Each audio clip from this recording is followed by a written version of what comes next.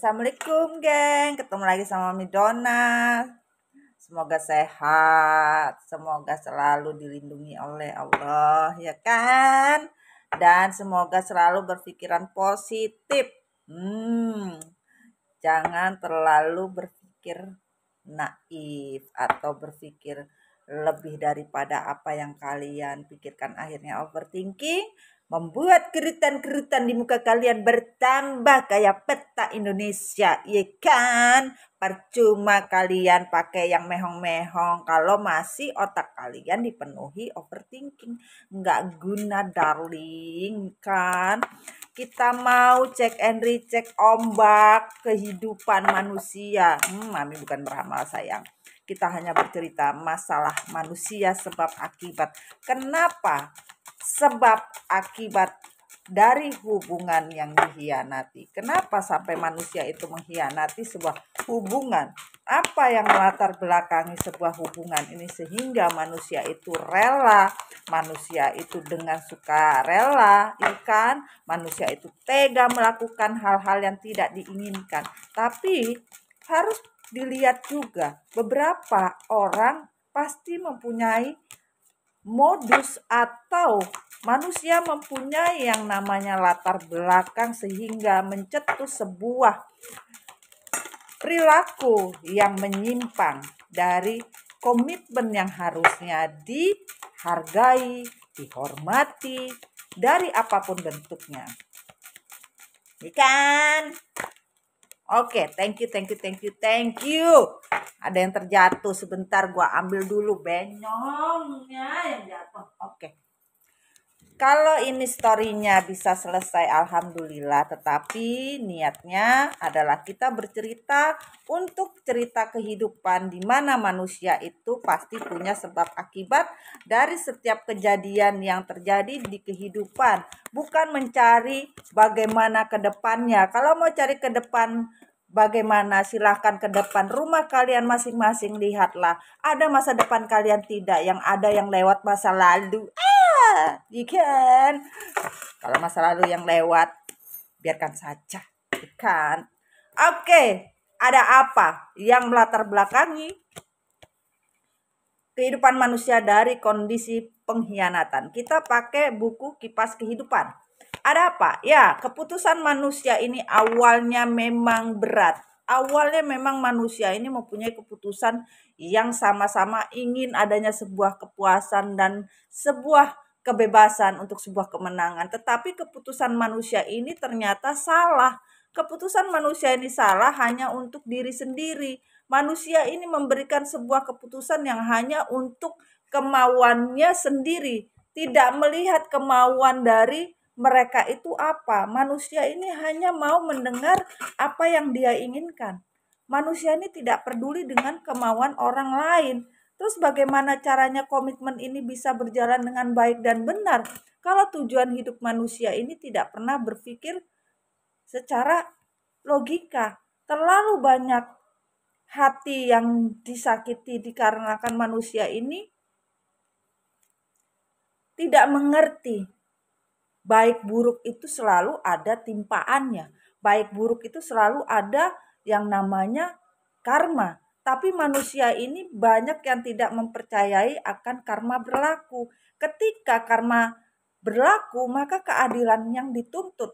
Keadilan yang dituntut oleh manusia pun akan dilihat Tuhan. Apakah Tuhan berhak menghadiahkan atau memberikan keadilan itu kepada manusia tersebut? Dilihat dari konsep dari progres kehidupan manusia yang manusia jalankan selama hidup. Kalau progres yang dijalankan ini tidak sesuai, maka keadilan manusia juga tidak akan mungkin bisa didapatkan. Kalaupun sakit hati, menderita, dikhianati, cemburu, keadilan manusia itu akan didatangkan oleh Allah sesuai dengan progres perjalanan kehidupan yang semestinya. Kita tidak bisa saja mengatakan bahwa menjadi seorang korban kalau manusia itu pelakunya. Rata-rata manusia beranggapan bahwa dia adalah korban dari sebuah pengkhianatan.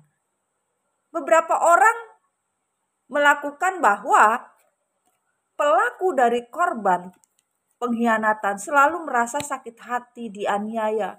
Kebanyakan yang dilakukan adalah mereka adalah betul-betul menghilangkan yang namanya fakta yang sebenarnya terjadi. Demi keuntungan, demi keserakahan, intinya manusia menghilangkan fakta data secara utuh. Manusia ini sama sekali dalam hidupnya tidak pernah mempunyai solusi yang bisa membuat manusia ini hidup tenang. Manusia-manusia yang selalu menyimpan atau menghilangkan sebuah fakta kehidupan, dia tidak akan mungkin mendapatkan kehidupan yang lebih terang daripada lampu Philip.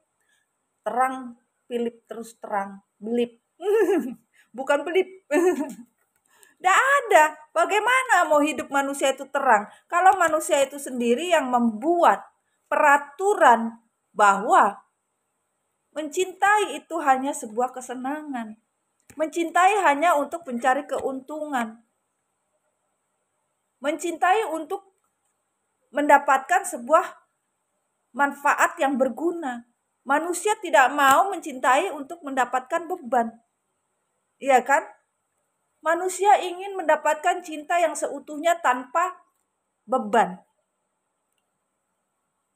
Manusia selalu saja mau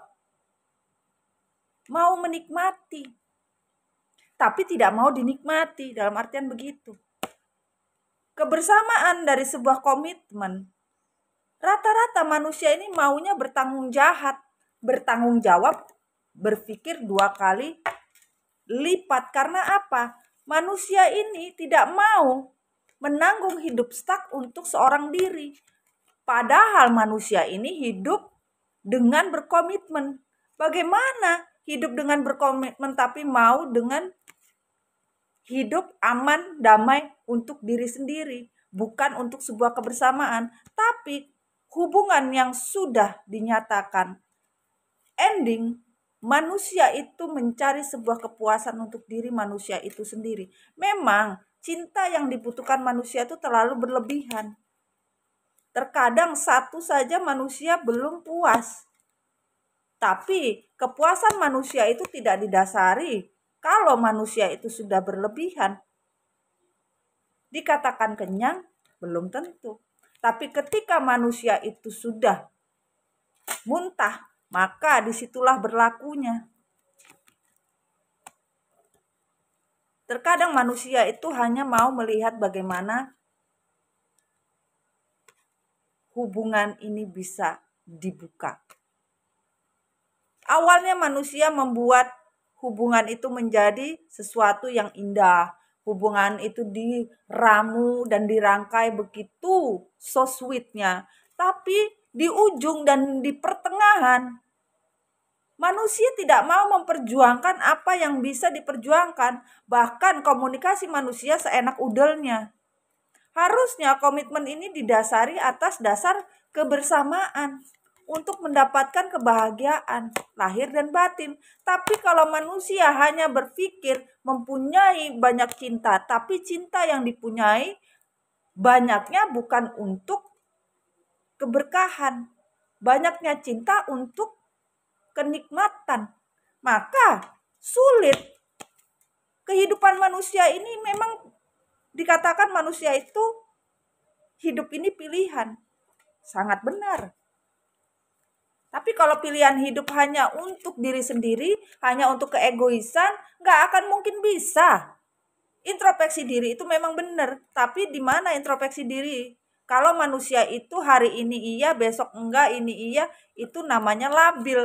Kelabilan manusia itu selalu saja datang dan pergi. Sebab akibat manusia melakukan hal tersebut karena memang didasari ego yang beranak pinak di dalam diri manusia sehingga manusia ini susah mengeluarkan. Dikarenakan apa? Komitmen. Komitmen ini yang membuat manusia itu rentan untuk melakukan sebuah pengkhianatan.